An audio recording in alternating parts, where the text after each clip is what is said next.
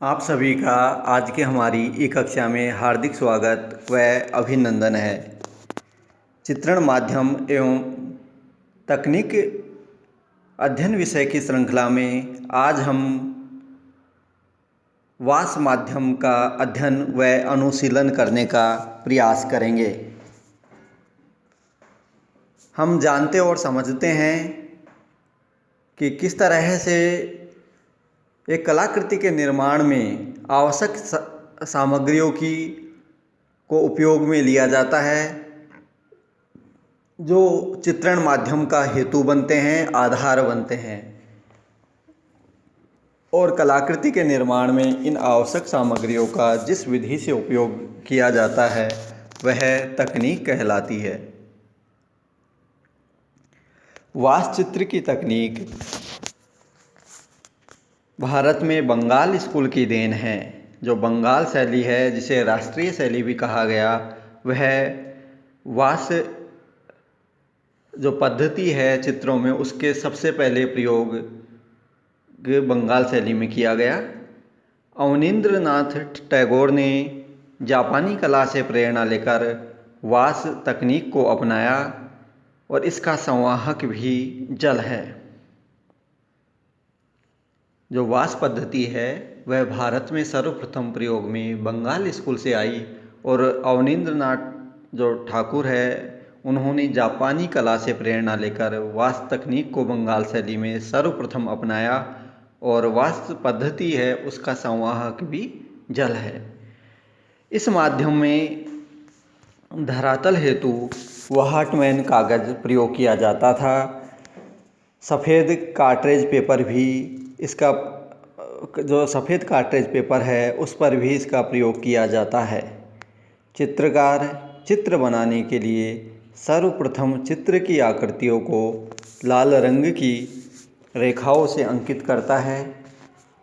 फिर चित्र को पानी में भिगोकर समतल बोर्ड पर सुखाकर चित्र की सीमा रेखाओं को स्थायी कर लेता है। इसके पश्चात चित्र के विभिन्न भागों में रंग भर दिया जाता है। कागज़ को पुनः पानी में भिगोकर सपाट पट पर सुखाकर चित्र के रंगों को स्थायी किया जाता है, जिससे कि ऊपर से रंग की सपाट वास लगाने पर यह रंग कागज़ से न छूट जाए।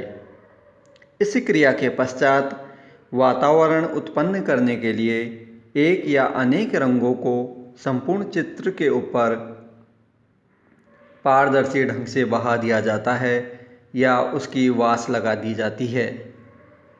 इससे संपूर्ण चित्र में धूमिल वातावरणीय प्रभाव उत्पन्न होता है। इसके पश्चात चित्र की आकृतियों को उभारने के लिए रेखांकन को पुनः कत्थई या किसी अन्य रंग से उभार दिया जाता है।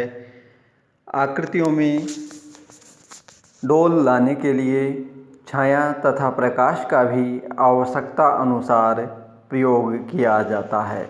यह वास्तु पद्धति है। बंगाल शैली के चित्रकार अवनींद्रनाथ ठाकुर ने, जो बंगाल शैली के बंगाल स्कूल के प्रणेता कलाकार थे, उन्होंने इसका सर्वप्रथम प्रयोग जापान की कला से सीखकर या उनसे प्रेरणा लेकर, जापानी कला और उनके कलाकारों से प्रेरणा लेकर के सर्वप्रथम प्रयोग भारत में शुरू किया। वास्तु पद्धति में भी हम जल को संवाहक के रूप में काम में लेते हैं और वास्तु पद्धति के लिए सर्वश्रेष्ठ जो पेपर है वह अंग्रेजी वाहटमैन कागज़ काम में लिया जाता है। साथ ही कार्ट्रेज जो पेपर है, कागज़ है, उस पर भी वास्तु पद्धति उपयोग में साधारणतया ली जाती है।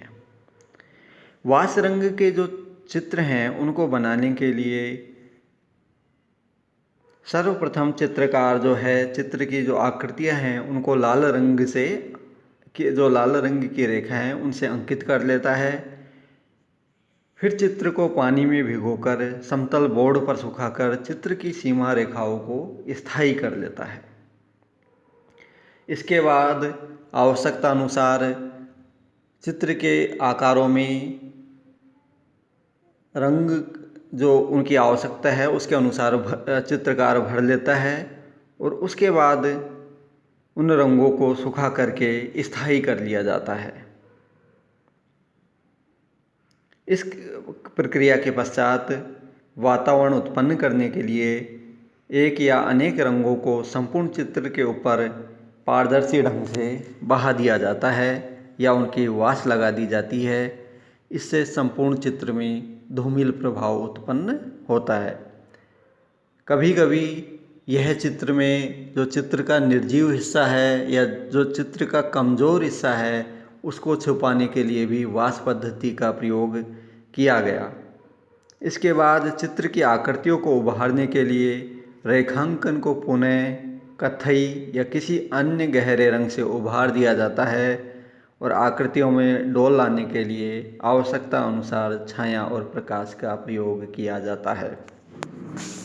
तो इस तरह से यह जो वास शैली है वह उसमें मुख्यतः जल रंग ही काम में लिए जाते हैं और जल रंगों की ही पारदर्शी परतें लगा करके चित्र में वास का प्रभाव उत्पन्न किया जाता है और जिससे चित्र में धूमिलपन आता है और जो वातावरणीय प्रभाव है उसको उत्पन्न इस वास पद्धति के माध्यम से चित्रों में किया जाता है। बंगाल शैली के चित्रकार अवनींद्र नाथ ठाकुर ने जापानी कला से प्रेरणा लेते हुए सर्वप्रथम बंगाल शैली के चित्रों में वास पद्धति का प्रयोग किया। बाद के बंगाल स्कूल के अनुयायी चित्रकारों जिनमें मुख्यतः अवनींद्र नाथ के जो शिष्य परंपरा थी उन शिष्यों ने वास जो पद्धति है उसको अपनाया, जिसमें से मुख्यतः नंदलाल बोस, छितेंद्र नाथ मजुमदार, असित कुमार हलदार इत्यादि महत्वपूर्ण कलाकार थे। राजस्थान में आधुनिक राजस्थानी चित्रकला के सशक्त हस्ताक्षर कलाविद राम जायसवाल जी वास पद्धति के एक निष्णात कलाकार हैं, जिन्होंने यह वास पद्धति जो बंगाल स्कूल से शुरू हुई थी वहाँ से इसकी अनवरत यात्रा कला के सहगामी रही और वह आज भी आज के कलाकारों के द्वारा भी प्रयोग में लाई जाती है। लखनऊ स्कूल परंपरा के कलाकारों के द्वारा भी बंगाल स्कूल को आगे बढ़ाया गया और जिसमें वास पद्धति को लेकर के काम में लिया गया। इस तरह से हम देखते हैं कि जो वास पद्धति है उस पद्धति में उस माध्यम में चित्रित चित्र एक तरह से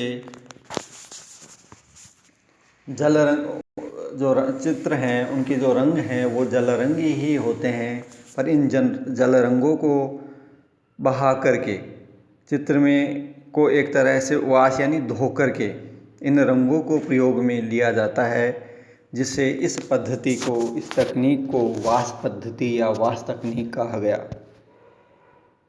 इस चित्र में जल रंग की पारदर्शी जो तह है वो एक या एक से अधिक रंगों की जो तह हैं वो उनको आवश्यकता अनुसार चित्र की आकृतियों पर संपूर्ण चित्र पर आवश्यकता अनुसार बहा कर के प्रयोग में लिया जाता है, जिससे चित्र में धूमिलपन, धुंधलापन और एक तरह से वातावरणीय प्रभाव उत्पन्न करने में यह वास जो पद्धति है वह सहायक होती है